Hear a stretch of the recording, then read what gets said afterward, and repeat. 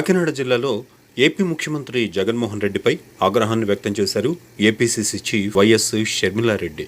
Congress party రాష్ట్రాన్ని, నా కుటుంబాన్ని చీల్చింది అని పెద్ద పెద్ద మాటలు మాట్లాడారు జగనన్న గారు. దేవుడే గుణపాఠం చెప్తారట. నిజానికి ఆంధ్ర రాష్ట్రం ఇలా అభివృద్ధి లేకుండా దయనీయ స్థితిలో ఉంది అంటే చంద్రబాబు, జగన్ అన్నగారే. ఇవాళ వైఎస్ఆర్ కుటుంబం చీలింది అంటే అది చేతులారా చేసుకుంది జగనన్నగారే.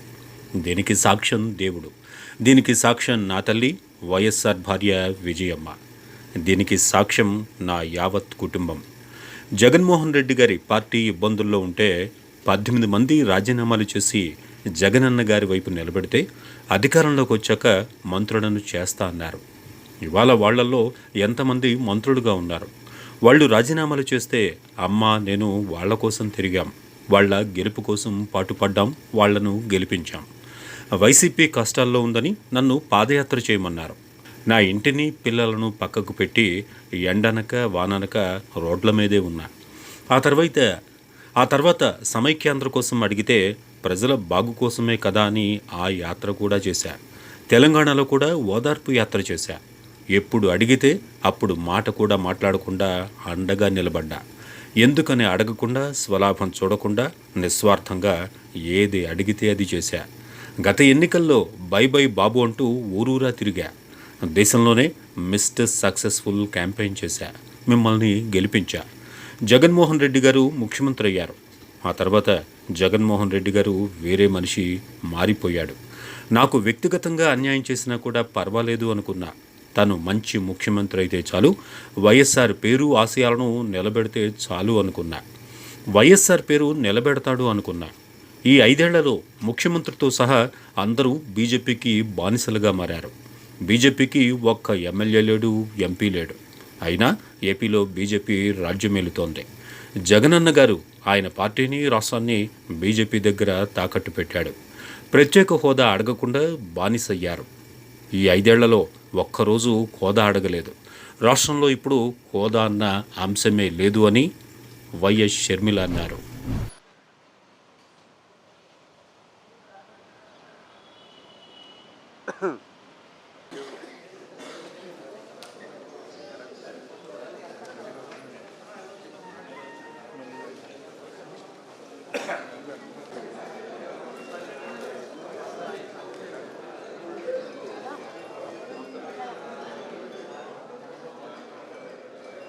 Okay sir.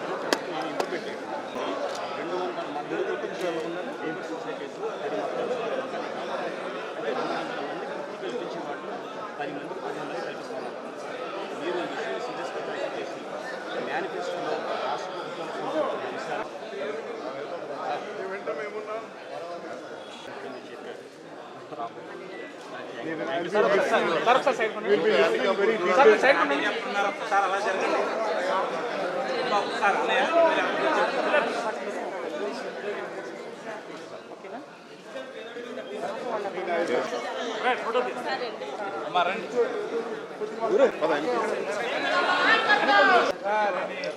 మాకైతే పొలం మాత్రం లేవు, ఇంటి పేరు కూడా లేకుండా ఉంటుంది. హైకోర్టు ఆల్రెడీ ఉత్తర్వులు జారీ చేసింది. కులం లేదు, మతం లేదని స్వచ్ఛందంగా చెప్పుకునే హక్కుల్ని జీవించవచ్చు. ఇప్పుడు యువత అంతా కూడా కులం తెచ్చుకున్న వాళ్ళకైతే పుట్టుకతో ఏమీ తెలియదు. మేము పుట్టుక ఏ కులం ఉంటామో మాకు తెలియదు. కోరుకుంటున్నాం మా బాడీస్ కూడా వైద్య మెడికల్ కాలేజెస్ మేము డొనేట్ చేస్తున్నాం. ప్లీజ్ సపోర్ట్ చేయండి. దీని గురించి ఒకసారి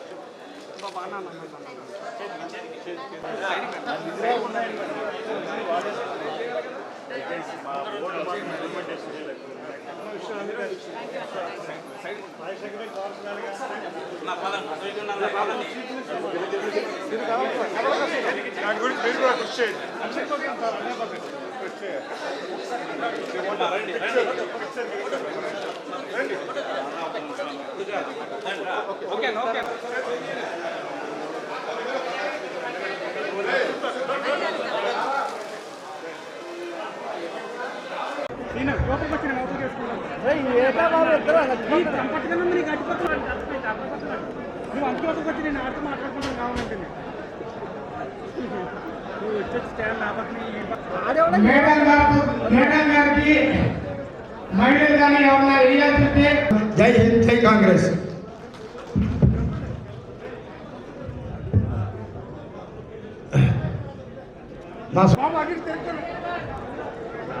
దయచేసి అందరూ కూడా కూర్చోవాల్సిందిగా మళ్ళీ చేస్తున్నారు.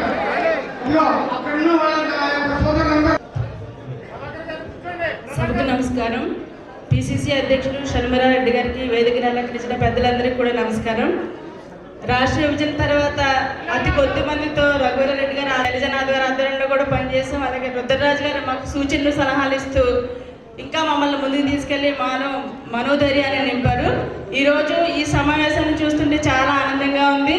రాబోయే రోజుల్లో ఈ జరగబోయే ఎలక్షన్లో షర్మిలారెడ్డి గారి ఆధ్వర్యంలో కాంగ్రెస్ సాదరంగా స్వాగతిస్తున్నాం. షర్మిలక్క నేతృత్వంలో వారితో పాటు వచ్చినటువంటి మిత్రులందరినీ కూడా వైఎస్ఆర్సీపీ నుంచి రాజీనామా చేసి వీళ్ళందరూ కూడా కాంగ్రెస్ పార్టీలోకి వస్తున్నారు. వారికి స్వాగతం, సుస్వాగతం.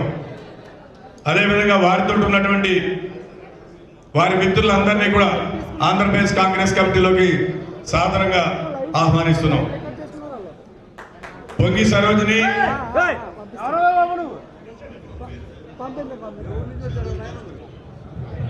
చెల్లూరి బాలకృష్ణ గారు, రంజాల శ్రీనివాసరావు గారు, మల్లా. సభకు వచ్చిన కాంగ్రెస్ పార్టీ నాయకులందరికీ, కార్యకర్తలందరికీ, రాజశేఖర రెడ్డి గారి అభిమానులందరికీ మీ రాజన్న బిడ్డ శిరస్సు వంచి చేతులు జోడించి మనస్ఫూర్తిగా నమస్కరించుకుంటాం.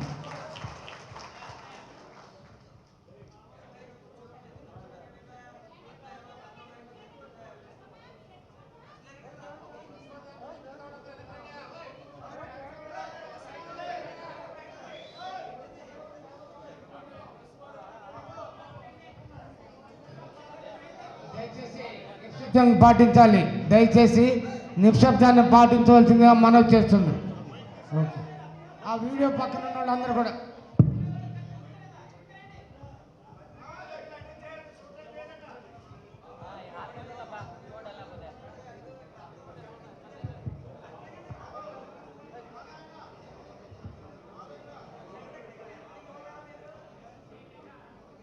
కాంగ్రెస్ పార్టీ బలం పుంజుకుంటుంది కనుక మనకొచ్చే అటెన్షన్ కూడా పెరిగింది. మీడియా వాళ్ళు ఉండాలి, స్వల్ప ఇబ్బందులు కలుగుతాయి, కొంచెం భరిద్దాం. పోలవరం ప్రాజెక్టు రాజశేఖర రెడ్డి గారి డ్రీమ్ ప్రాజెక్ట్. ఎప్పుడో 1941లో పోలవరం ప్రాజెక్టు కట్టాలనుకుంటే దాన్ని మొదలుపెట్టే సాహసం ఏ నాయకుడు చేయలేదు. రాజశేఖర రెడ్డి గారు ముఖ్యమంత్రి అయిన 6 నెలల్లోనే రాజశేఖర రెడ్డి గారు పోలవరం ప్రాజెక్టు కట్టాలి అని జలయజ్ఞంలో భాగంగా తను ముఖ్యమంత్రి అయిన అదే సంవత్సరంలో నవంబర్లోనే పోలవరం ప్రాజెక్టుకు శంకుస్థాపన చేశాడు రాజశేఖర రెడ్డి గారు. అద్భుతమైన ప్రాజెక్ట్, రాజశేఖర రెడ్డి గారి కలల ప్రాజెక్ట్. 8 లక్షల ఎకరాల కొత్త ఆయకట్టు, 12 లక్షల ఎకరాలు పాత ఆయకట్టు స్థిరీకరణ, మొత్తం 20 లక్షల ఎకరాలకు నీళ్ళిచ్చే ప్రాజెక్టు పోలవరం ప్రాజెక్టు. రాజశేఖర రెడ్డి గారు ఆ రోజు 10,000 కోట్లు అవుతుంది, 190 టీఎంసీల ప్రాజెక్టు అని ఆ రోజు రాజశేఖర రెడ్డి గారు సాహసం చేసి మొదలుపెట్టారు. ఆ ప్రభుత్వంలో 4,500 కోట్ల పనులు కూడా చేశారు. కానీ రాజశేఖర రెడ్డి గారు వెళ్ళిపోయిన తర్వాత మళ్ళీ ఆ ప్రాజెక్టు ఒక టీడీపీ కానీ వైసీపీ కానీ అటు చంద్రబాబు గారు కానీ ఇటు జగనన్న గారు కానీ మళ్ళీ ఆ ప్రాజెక్టుని కదిలించలేదు. విభజన హామీ పోలవరం ప్రాజెక్టు 90% నిధులు ఇవ్వాలి అన్నది ఒప్పందం. కానీ చంద్రబాబు గారు, కొత్త రాష్ట్రానికి ముఖ్యమంత్రి అయిన చంద్రబాబు గారు పోలవరం ప్రాజెక్టుకు కేంద్రం సాయం చేస్తుంది అంటే మీరు ప్రాజెక్టు కట్టకండి, మేమే కట్టుకుంటాము, డబ్బులు ఇవ్వండి అని మాట్లాడుకున్నారు. చంద్రబాబు గారు 15,000 కోట్ల రూపాయలు అని చెప్పి 2018 కల్లా పోలవరం ప్రాజెక్టును పూర్తి చేస్తాను అని అసెంబ్లీ సాక్షిగా చెప్పాడు కాబోలు. చెప్పిన చంద్రబాబు గారి వల్ల పోలవరం ప్రాజెక్టు కట్టడము సాధ్యం కాలేదు. ఆ తర్వాత జగనన్న గారు యువజన శ్రామిక రైతు కాంగ్రెస్ పార్టీ అధ్యక్షుడు ముఖ్యమంత్రి అయిన తర్వాత పోలవరం ప్రాజెక్టు మళ్ళీ రివర్స్ టెండరింగ్ అని చెప్పి ఏకంగా 10,000 కోట్లు ఉన్న రాజశేఖర రెడ్డి గారి ప్రాజెక్టును చంద్రబాబు గారు 30,000 కోట్లకు తీసుకెళ్తే జగనన్న గారు 55,000 కోట్ల ప్రాజెక్టుగా చూపించారు. కానీ దాని ఎత్తు తగ్గించి 90 టీఎంసీల ప్రాజెక్టే అన్నారు. సరే పోనీ అదైనా చేశారా అంటే కేంద్రంతో మాట్లాడుతున్నాము, వాళ్ళతో మాట్లాడుతున్నామని మాటలు సాగదీశారే తప్ప ఇంతవరకు పోలవరం ప్రాజెక్టు కాలేదు. 2021లో పోలవరం ప్రాజెక్టును పూర్తి చేస్తాను అని చెప్పిన జగనన్న గారు ఇప్పుడు 2023 అసలు పోలవరం గురించి ఊసే లేదు, మాటే లేదు. ఏమైంది? ప్రభుత్వం సమాధానం చెప్పాల్సిన అవసరం ఉంది. ఈరోజు ఇదే జగనన్న గారు నిన్న అదే పనిగా ప్రభుత్వ డబ్బు ఖర్చు పెట్టాడని ఒక ఆరోపణ ఉంది. అదే సదస్సులో జగనన్న గారు చెప్పిన మాట, కాంగ్రెస్ పార్టీ ఆంధ్రప్రదేశ్ను చీల్చింది, నా కుటుంబాన్ని కూడా చీల్చింది అన్నారు. వేదిక మీద ముఖ్యమంత్రిగా ఉన్న జగనన్న గారు చేసిన వ్యాఖ్య, కాంగ్రెస్ పార్టీ ఆంధ్రప్రదేశ్ను చీల్చింది, నా కుటుంబాన్ని చీల్చింది, దేవుడే గుణపాఠం చెప్తాడు అని పెద్ద పెద్ద మాటలు మాట్లాడారు. నిజానికి ఆంధ్రప్రదేశ్ రాష్ట్రం ఇలా అభివృద్ధి లేకుండా ఇంత దయనీయ స్థితిలో ఉంది అంటే దానివల్ల ముఖ్యమంత్రిగా ఉన్న జగనన్న గారు. ఈరోజు రాజశేఖర రెడ్డి గారి కుటుంబం చీలింది అంటే అది చేతులారా చేసుకున్నది జగనన్న గారు.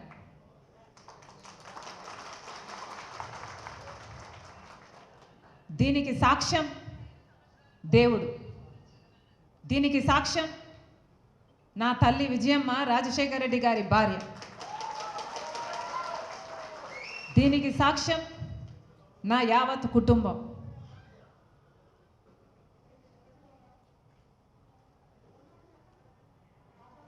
జగన్మోహన్ రెడ్డి గారి పార్టీ ఇబ్బందుల్లో ఉంటే 18 మంది ఎమ్మెల్యేలు ఆ రోజు రాజీనామాలు చేసి జగనన్న వైపు నిలబడితే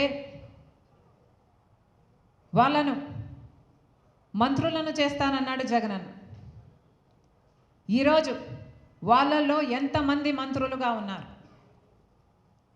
వాళ్ళు రాజీనామాలు చేస్తే అమ్మ నేను వాళ్ళ కోసం తిరిగాం, వాళ్ళ గెలుపుకు పాటుపడ్డాం, వాళ్ళను గెలిపించాం. ఆ తర్వాత వైసీపీ పార్టీ ఇబ్బందుల్లో ఉంది అని నన్ను పాదయాత్ర చేయమంటే నా ఇంటిని వాకిటిని అన్నీ పక్కన పెట్టి నా బిడ్డల్ని సైతం కాదనుకొని ఎండనక వాననక వేల కిలోమీటర్లు నెలల తరబడి రోడ్ల మీదనే పడుకుని 3200 కిలోమీటర్లు పాదయాత్ర చేసింది రాజశేఖర రెడ్డి బిడ్డ.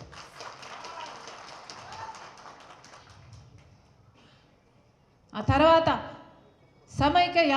సమైక్య ఆంధ్ర కోసం యాత్ర చేయమని అడిగితే మన ప్రజల బాగు కోసం కదా అని ఆ యాత్ర కూడా చేశారు. తెలంగాణలో ఓదార్పు యాత్ర, రాజశేఖర రెడ్డి గారి చనిపోయిన కుటుంబాలను పరామర్శించడం అది కూడా చేశాను. ఎప్పుడు అవసరం వస్తే అప్పుడు వారికి అండగా నిలబడ్డాను. ఏది కావాలని అడిగితే మాట్లాడకుండా, ఎందుకు అని అడగకుండా, స్వలాభం చూసుకోకుండా, నాకేమిటి అని ఆలోచించకుండా నిస్వార్థంగా మీకోసమని ఏది అడిగితే అది చేశాను. ఆఖరికి మొన్న ఎన్నికల్లో బాయ్ బాయ్ బాబు అనే క్యాంపెయిన్, అసలు ఇది దేశంలోనే మోస్ట్ సక్సెస్ఫుల్ క్యాంపెయిన్. ఆ ఎలక్షన్ మీ గెలుపు కోసం ఊరూరు తిరిగాం, క్యాంపెయిన్ చేసి గెలిపించాం. జగన్మోహన్ రెడ్డి గారు ముఖ్యమంత్రి అయ్యారు. ముఖ్యమంత్రి అయిన రోజు నుంచి జగన్మోహన్ రెడ్డి గారు వేరే మనిషే మారిపోయాడు. అయినా సరే నాకు వ్యక్తిగతంగా అన్యాయం చేసినా కూడా పర్వాలేదు, తాను మంచి ముఖ్యమంత్రి అయితే చాలు, రాజశేఖర రెడ్డి గారి పేరు నిలబెడితే చాలు, రాజశేఖర రెడ్డి గారి ఆశయాలను నిలబెడితే చాలు, ఆయన జోలికి వెళ్ళకూడదు అని, ఆయన నిజంగానే ప్రజలకు మేలు చేస్తాడు అని ఆశించాం. కానీ ఇప్పటికీ దాదాపు 5 సంవత్సరాలు చూశాం. ఈ 5 సంవత్సరాలలో జగన్మోహన్ రెడ్డి గారు, ఆయన పార్టీ, గెలిచిన ఎమ్మెల్యేలు, గెలిచిన ఎంపీలు మొత్తం అందరూ బీజేపీకి పార్టీకి బానిసలుగా మారారు.